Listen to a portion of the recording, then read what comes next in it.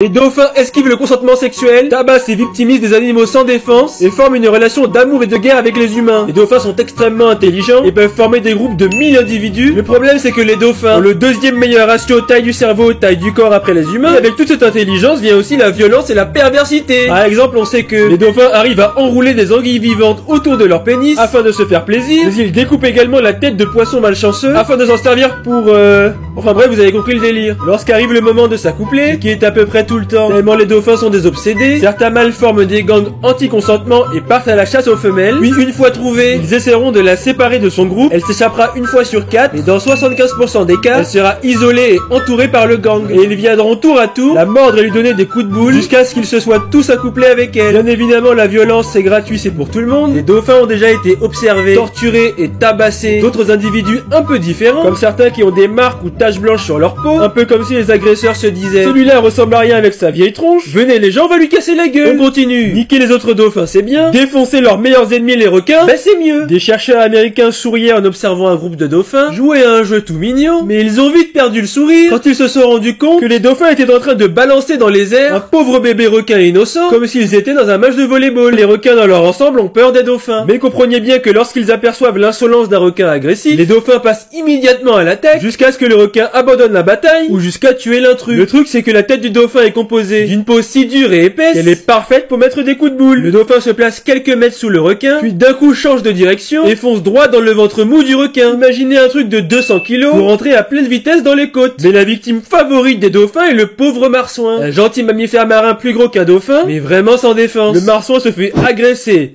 gifler et tuer par des dauphins sociopathes. Pourtant les marsouins ne pénètrent pas dans leur territoire, n'attaquent pas les proies du dauphin et ne sont pas eux-mêmes les proies du dauphin. Mais les dauphins s'en foutent complètement et les démolissent sans la moindre pitié. Il ne faut pas approcher pour faire un câlin à n'importe quel dauphin sauvage, parce que comme je viens de le dire, ils sont putain de sauvages. D'ailleurs c'est déjà arrivé avec des idiots au Mexique qui sont allés faire chier un dauphin près du rivage qui n'avait vraiment pas envie qu'on vienne lui casser les couilles, et un coup de boule pleine puissance dans le ventre de l'insolent du dauphin en colère l'a envoyé au cimetière sans passer par la case départ à cause d'une hémorragie interne due à la violence de l'attaque. Mais il arrive aussi que des plongeurs professionnels ou amateurs qui sont peinards en exploration sous-marine se font attaquer par des dauphins en chaleur, mâles mais aussi femelles, qui essayent de les forcer à s'accoupler avec eux. Stop! Si vous voulez voir la suite avec des dauphins drogués sous LSD par des scientifiques pour parler aux aliens et les dauphins entraînés pour la guerre par les armées américaines et russes, allez voir la version longue de la vidéo sur mon YouTube, lien dans mon profil.